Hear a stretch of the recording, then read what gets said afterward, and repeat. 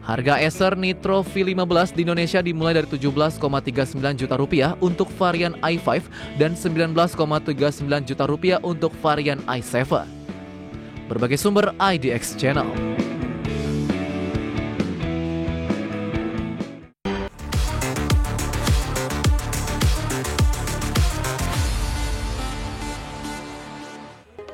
Pemirsa, laptop gaming terbaru Acer Nitro V15 RTX 5050 resmi hadir di pasar Indonesia, menawarkan performa yang tinggi dan juga stylish di tengah kampanye Acer Day 2025. Acer Nitro V15 mengusung GPU NVIDIA GeForce RTX 5050 dengan kapasitas 8GB GDDR7 dan kinerja AI mencapai 421 AI TOPS, didukung teknologi DLSS 4 dan multi-frame generation untuk visual yang halus dan realistis. Laptop ini ditenagai oleh prosesor Intel Core i7 13620H dan alternatif Core i5 13420H, dilengkapi RAM 16GB dan SSD PCIe Gen 4 512GB untuk performa multitasking yang tangguh.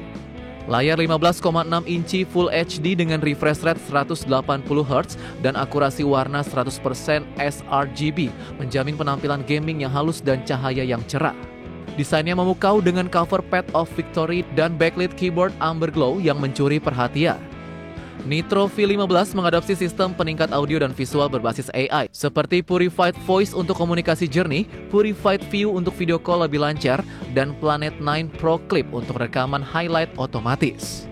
Harga Acer Nitro V15 di Indonesia dimulai dari Rp17,39 juta untuk varian i5 dan Rp19,39 juta untuk varian i7.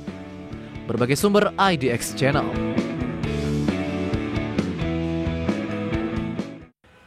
Pemirsa, dunia teknologi drone kembali gempar. Instagram kamera maker Insta360 resmi meluncurkan drone pertama mereka di bawah brand Anti-Gravity, di mana drone yang disebut Anti-Gravity A1 ini hadir sebagai yang pertama di dunia dengan kemampuan rekam video 8K 360.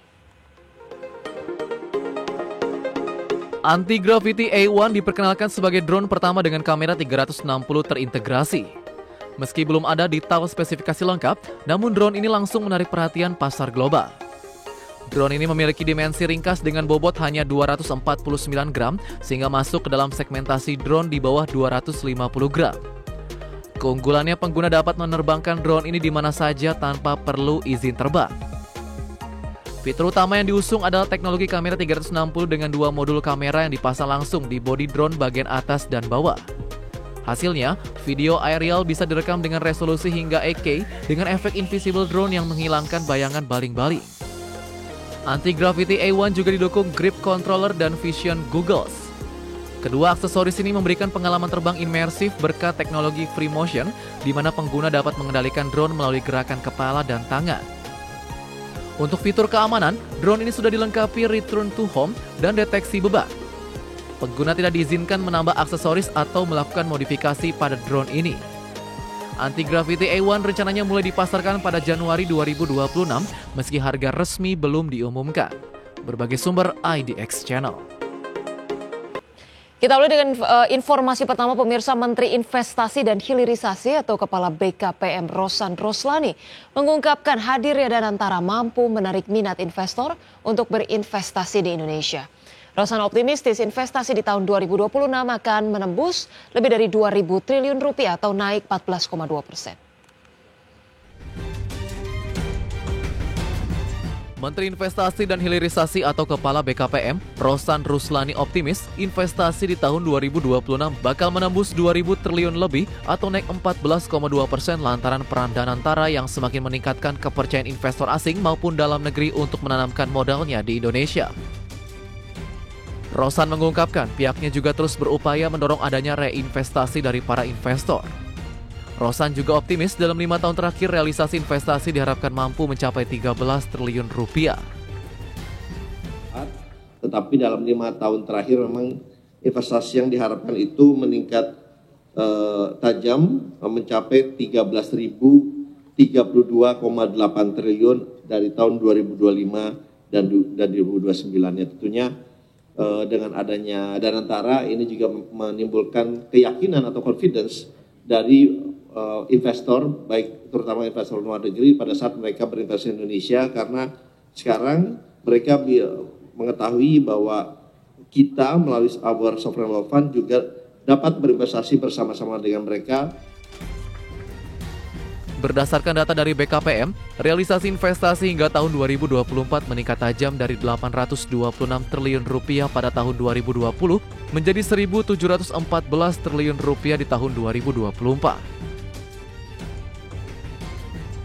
Sebaran investasinya pun kini lebih tinggi di luar Pulau Jawa dengan persentase 51,9% atau lebih dari 3.000 triliun dan 48,1% atau 2.900 triliun di Pulau Jawa. Jakarta, Ricky Anwardi, Adi Firmansyah, IDX Channel. Pemirsa, emiten properti kongsi Grup Salim dan Grup Agung Sedayu, yakni PT Pantai Indah Kapuk 2 Tbk atau PANI, melaporkan kinerja positif pada semester pertama 2025. Laba bersih naik tipis, namun pendapatan mengalami pertumbuhan solid. Berdasarkan laporan keuangan, laba bersih yang diatribusikan kepada pemilik entitas induk PT Pantai Indah Kapuk 2 Tbk atau emiten berkode saham PANI mencapai Rp285,86 miliar pada semester 1 tahun 2025. Angka ini naik tipis 0,34% secara tahunan dari Rp284,86 miliar pada periode yang sama tahun lalu. Seiring laba, pendapatan PANI turut naik 22,18% secara tahunan menjadi Rp1,64 triliun pada semester 1 2025. Seluruh pendapatan tersebut bersumber dari segmentasi usaha real estate. PANI juga membukukan beban pokok pendapatan sebesar Rp680,07 miliar atau naik 14,35% secara tahunan. Alhasil, laba bruto turut menanjak 28,37% menjadi Rp965,36 miliar dibandingkan Rp751,97 miliar pada semester 1 2024.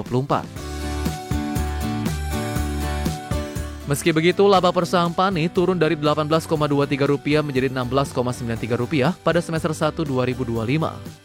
Penurunan ini terjadi seiring peningkatan jumlah saham beredar dari 15,62 miliar saham menjadi 16,83 miliar saham akibat aksi private placement.